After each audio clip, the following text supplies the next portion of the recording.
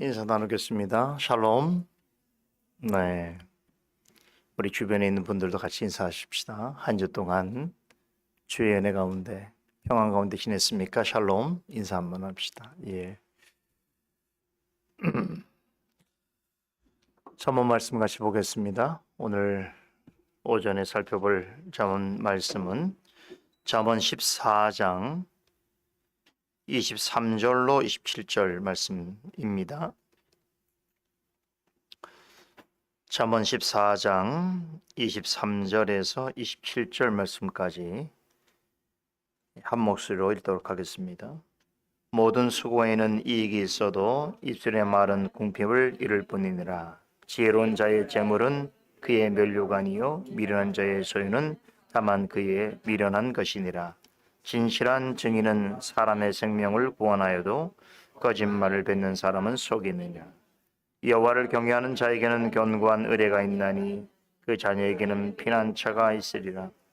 여호와를 경외하는 것은 생명의 셈이라. 사망의 그물에서 벗어나게 하느니라. 아멘. 지금까지 우리가 잠언 14장을 통해서 살펴본 교훈은 하나님 앞에서 정직하게 행하고 또 하나님을 경외하는 삶을 살고자 할 때에 구체적으로 어떻게 하는가라고 하는 교훈에 초점이 맞춰져 있었습니다. 예를 들면 7절에서 11절까지는 미련한 자를 떠나고 죄를 가벼이 여기지 말라는 것이고 12절에서 16절까지는 무슨 일이든지 신중하게 생각하고 행동하라는 것입니다. 그리고 지난주에 살펴본 14절에서 22절까지는 쉬 분노하지 말고 항상 선을 도모하라라고 하는 것이었죠. 특히 지난주 말씀에서 하나님을 믿고 따르는 사람으로서 왜 매사에 신중하고 주의해야 하는가라고 할 때에 여러분 세상에 하나님을 알지 못하는 사람들은 어떤 생각을 하고 무엇을 판단하고 행동할 때에 그 기준이 어디에 있다고 했습니까? 자기 자신의 생각과 의지에 있습니다. 그래서 그것을 따라서 선과 악을 판단하려고 하는 것이죠. 근데 문제는 뭐냐면 마음에 하나님이 없다 하는 사람들은 하나님이 선하다라고 하는 것은 좋아하지 않습니다. 심지어는 하나님이 선이라고 하는 것은 스스로 악이라고 판단하고 하나님이 악한 것이다라고 하는 것에 대해서는 자신은 그것을 선한 것으로 여긴다는 것이지요. 왜 그렇습니까? 선과 악에 관한 판단을 할 수 있는 유일한 근거가 자신에게 있다라고 보기 때문인 것이지요. 그래서 하나님의 지혜를 어리석은 것으로 취급합니다. 대신에 자신의 어리석음, 즉 하나님이 보실 때에 그 사람이 가지고 있는 어리석음을 마치 소중한 보물처럼 대한다는 것이지요. 하나님의 지혜에 관해서는 듣고 깨닫기를 거부하면서도 자신의 어리석음은 너무나 애지중지하여서 심지어는 그것을 자신의 후손에게도 물려줄 기업으로 여긴다는 것이죠. 전문 기자는 이런 사람을 악을 도모하는 자여 스스로 그릇된 길로 나아가는 자라고 하면서 이렇게 선과 악에 판단하는 근거를 자신의 생각과 양심에만 두는 사람은 결국 하나님 보실 때는 어떤 생각을 하더라도 악을 도모하는 것이고 또한 스스로 멸망의 길로 나아가는 자다라고 말씀 우리가 배웠습니다. 이런 사람들은 늘 특징이 있다고 그랬죠.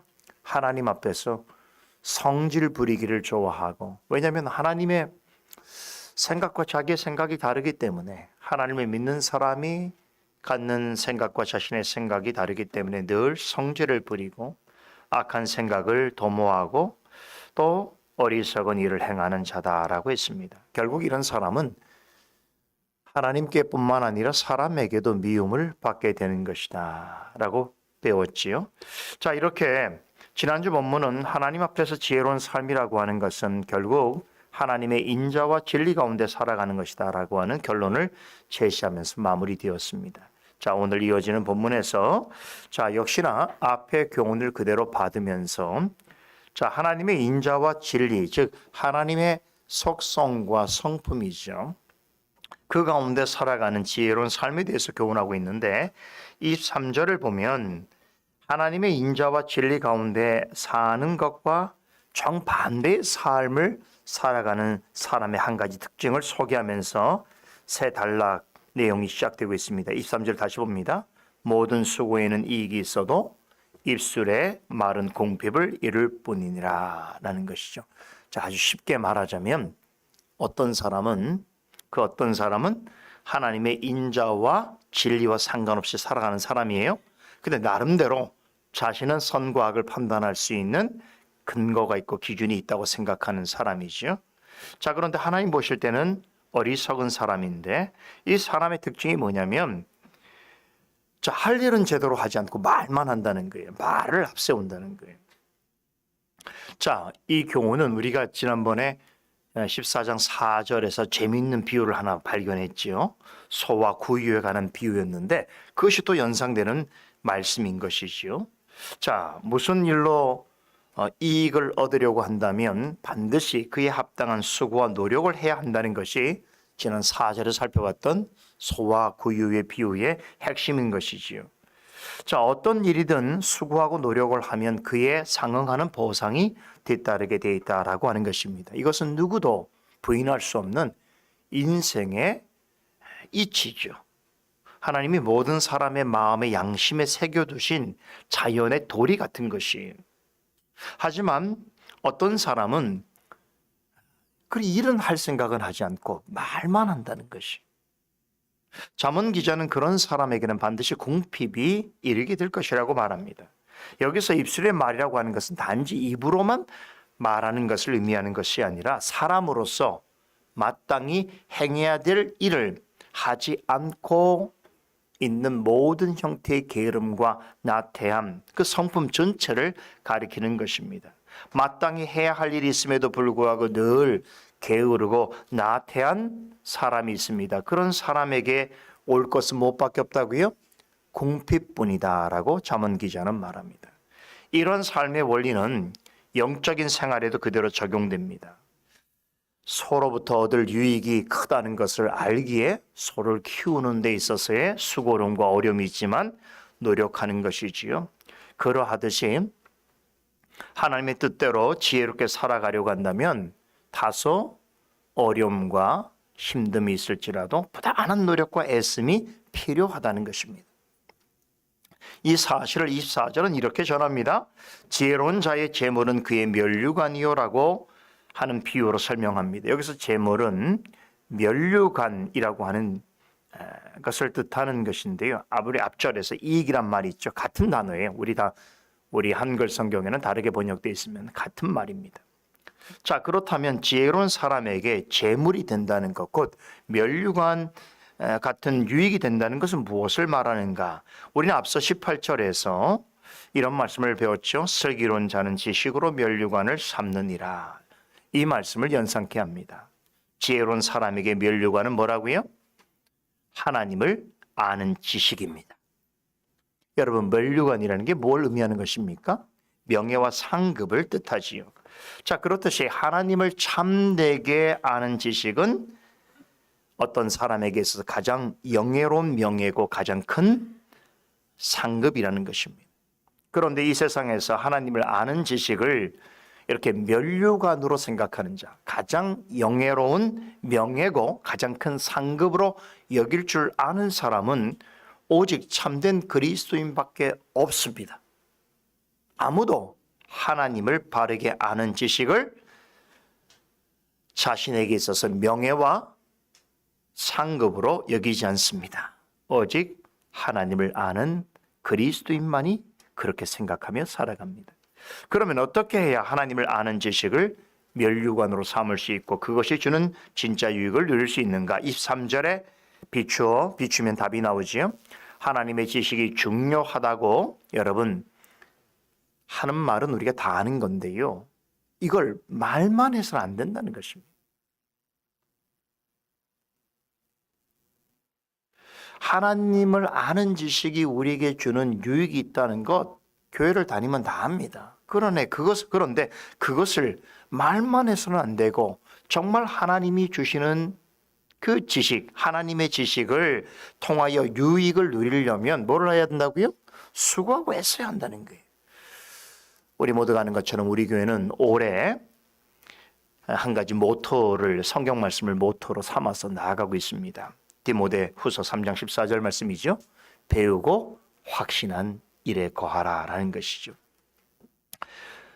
우리 교회가 이제 곧 몇 주 후면 예배당을 이전하게 되어지는 우리 교회 역사로 있어서는 참 중요한 이벤트가 되는 거죠. 오랜 시간 동안 우리가 함께 기도하고 준비해 온 일인데 올해는 그런 해입니다. 이렇게 큰 일이 외부적으로 있음에도 불구하고 우리가 이 말씀을 우리 교회의 모토로 삼은 것은 그러할수록 이렇게 분주하고 또 많은 신경을 어떤 곳에 우리가 쓸수록 뭘 해야 됩니까?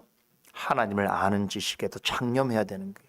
자칫 잘못하게 되면 교회가 어떤 외적인 일에 너무나 마음을 쓰고 또 그 일에 우리가 전념하다 보면 정말로 해야 할 일을 생각지 못할 수가 있는 것이죠. 말씀이 흥왕하고 말씀의 장성함이 현저하게 드러나는, 다시 말해서 하나님의 말씀 위에 든든히 서가는 그런 교회가 되어지는 것이 우리에게 소망이고 그 일을 하기 위해서 예배당을 이전하는 거 아니겠습니까? 그죠? 이런 목적을 우리가 생각지 않는다면 다른 일들은 사실은 무의미한 것이죠. 저는 여러분들이 이 부분에 특별히 마음을 같이 했으면 좋겠다라고 하는 생각을 갖습니다. 늘 하나님께서 교회를 통해서, 강단을 통해서 여러분들에게 필요한 하나님의 지식과 생명의 교훈이 되는 말씀을 전하여 주실 때에 여러분 그때에 그럴 기회가 있을 때에 귀담아 잘 듣고 그 내용들을 잘 정리하고 또 가능하다면 애써서 함께하는 성도들과 자녀들과 남편과 아내가 함께 말씀을 나누고 그 말씀으로 격려하면서 함께 성장해 갈 수 있기를 간절히 소망합니다. 자, 그러면 그러한 일들이 누구에게 좋은 일이 되는가, 누구에게 멸류관 같은 유익이 되는가 하면 가장 먼저는 여러분 자신입니다. 그 사실을 잘 아셔야 돼요. 꾸준히 배우고 익히고 나누고 실천한 일에 힘쓰다 보면 여러분 스스로가 모르는 사이에 어떻게 되는 줄 아세요? 하나님 앞에서 지혜로워져 갑니다. 이것을 가장 잘 아는 사람이 누군가 하면 바로 저예요. 목사는 여러분들이 성장하는 걸 보면서 사는 사람입니다.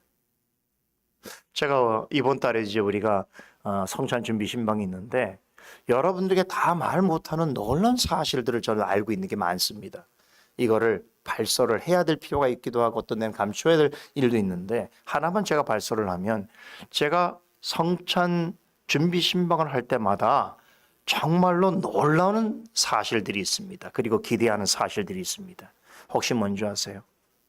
우리 교회에 온 이 꼬맹이 같은 자녀들이 자라서 저희가 신방할 때 묻는 말들을 이해하고 심지어는 우리 주일에 말씀의 은혜를 받은 걸 저에게 전달해주고 함께 나누는 거예요. 깜짝 놀라요. 어느새 이렇게 자랐나. 우리 성장한 어른들은 이런 말 잘 안 하는데 우리 자녀들은 너무나 솔직하게 은혜 받은 걸 얘기해요. 깨달은 걸 얘기해요. 그럴 때마다 제가 얼마나 큰 위로와 용기와 힘을 얻는지 모릅니다.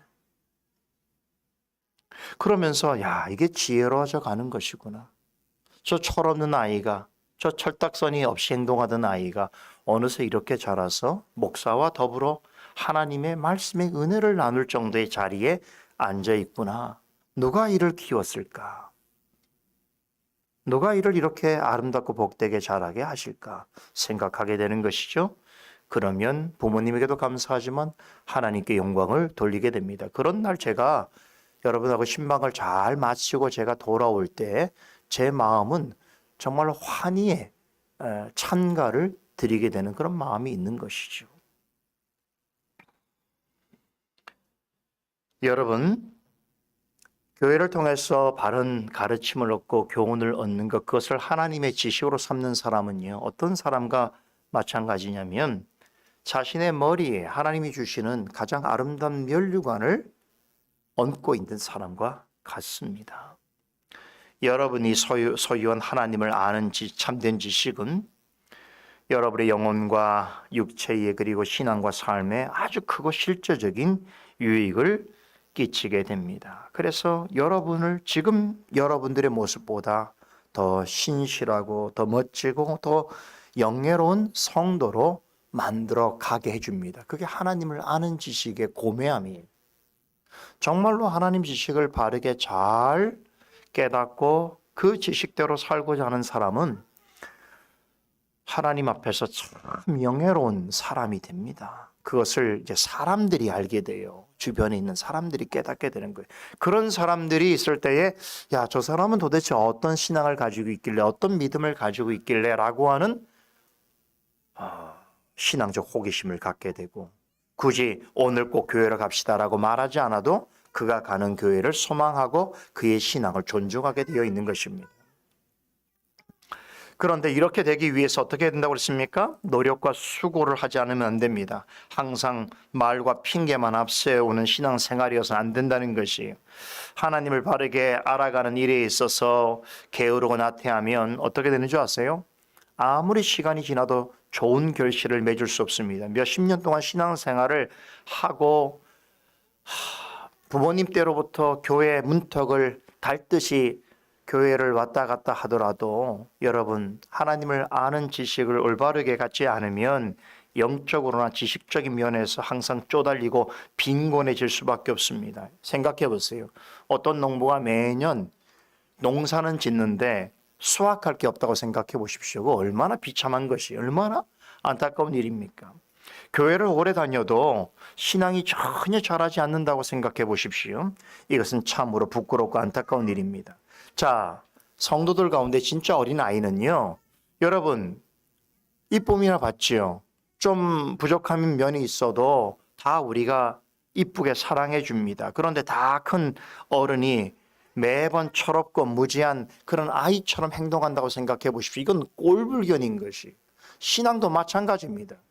오랜 시간 동안 배우고 익히는 일에 머물고 있음에도 불구하고 영적인 것이 자라나지 않는 사람은 고린도 교회 성도들을 향해서 사도 바울이 뭐라고 얘기했습니까? 너희들은 그리스도 안에 유아들이었는데 사실 이건 정말로 점잖게 표현한 것이죠.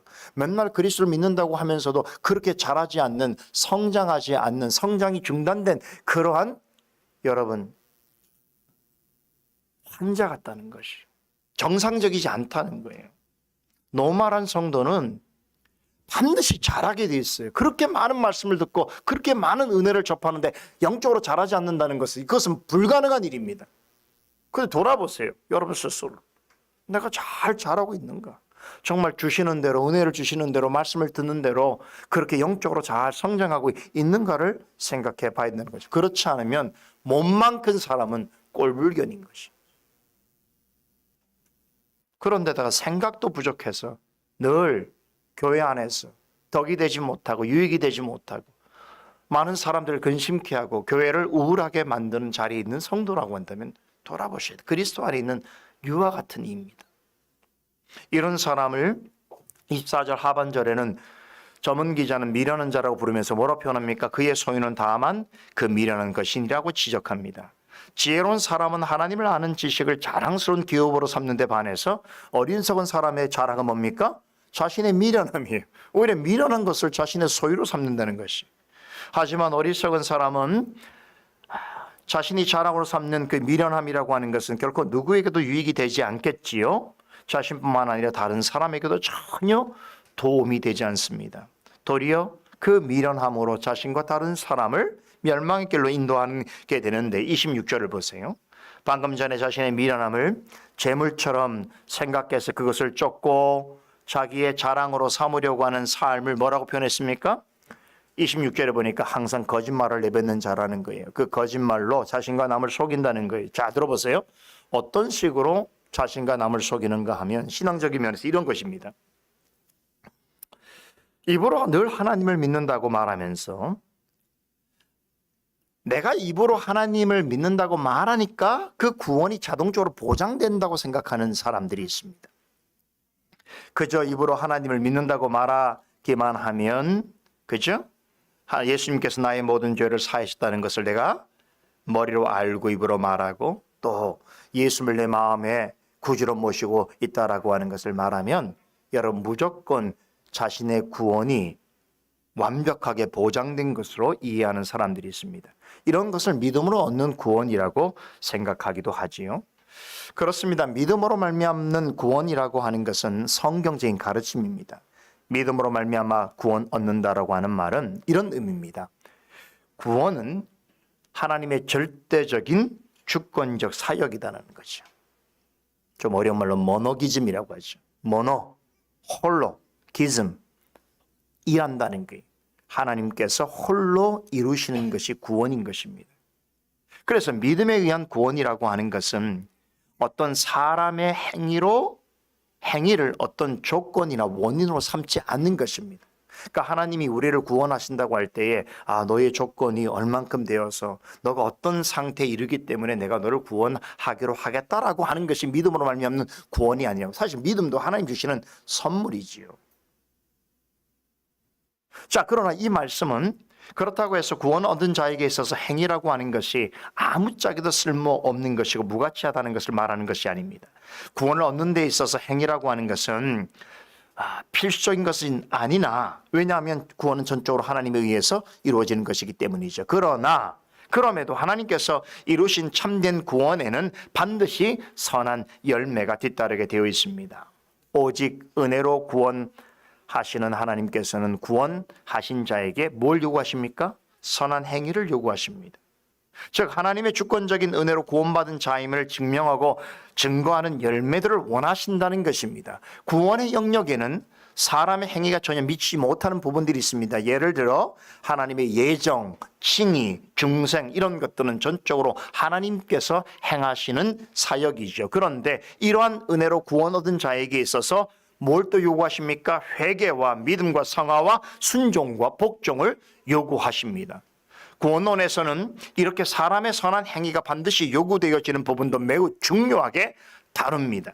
구원에 있어서 믿음과 행위는 동전의 양면 같습니다. 믿음과 행위는 서로 양립되거나 반대되는 것이 아니란 뜻이겠지요? 하나님이 보시기에 선한 행위는 참된 믿음의 열매인 것입니다.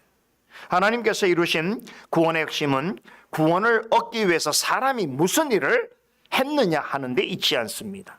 자신의 행위로 스스로 구원 얻을 자는 아무도 없습니다. 행위는 구원을 얻는 조건이나 원인이 될 수 없습니다. 하지만 하나님께서는 구원 얻은 자에게 선한 열매를 항상 요구하십니다. 그래서 예수님께서 이런 말씀하셨죠. 그 사람이 어떤 사람인지, 즉 좋은 나무인지 나쁜 나무인지는 뭘로써 안다고 했습니까? 열매로써 안다고 했단 말이죠. 열매는 나무의 원인이 아니죠. 그렇죠? 결과물이죠. 그러나 그 사람이 어떤 사람인지를 어떻게 알 수 있냐면 그 사람을 통해 나타나는 열매를 통하여 그 사람을 알 수 있다고 하셨어요.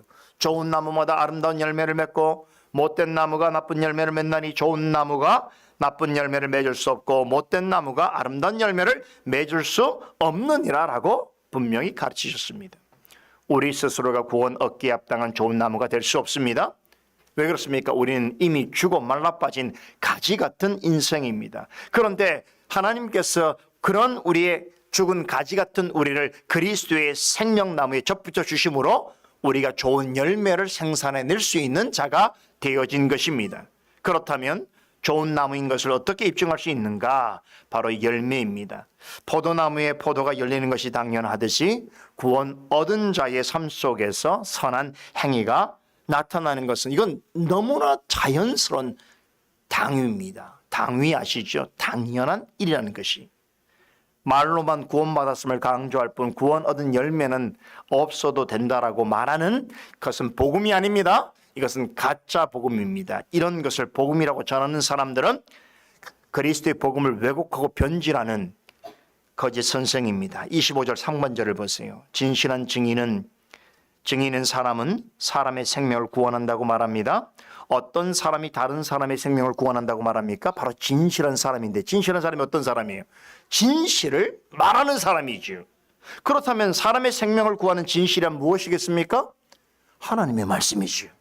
그 로마서 1장 16절에서 하나님의 말씀을 그리스도의 복음이라고 하면서 뭐라고 말했습니까? 이 복음은, 즉 하나님의 말씀은 모든 믿는 자에게 구원을 주시는 하나님의 능력이 된다라고 말씀하셨습니다.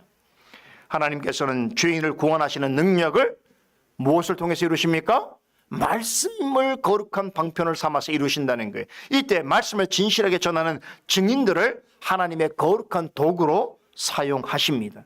이들이 말씀의 본의를 바르게 해석하고 있는 그대로 가감없이 증거할 때에 어떤 역사가 일어납니까? 성령께서 그것을 귀담아 듣는 자들의 마음에 믿음을 불러일으키시고 은혜의 빛을 비추사 깨달음을 얻게 하십니다. 그래서 빌립보에서 그 많은 사람들 앞에서 사도 바울이 증거할 때에 오직 주께서 마음을 연 한 사람만 복음을 받았죠. 누굽니까? 루디하지 않습니까? 그러니까 사람의 행위로 구원을 받는 게 아니고 말씀을 깨닫는 건 아니에요. 그러나 중요한 것은 반드시 하나님께서 바른 말씀을 증거하고 그 바른 말씀을 귀를 열고 들을 때에 성령께서 그 마음에 역사하여서 그 마음속에 주신 선물이 믿음으로 반응하게 하시는 거예요. 그래서 자신이 구원 얻은 자임을 깨닫게 하신다는 거예요. 이게 복음의 역사인 거예요.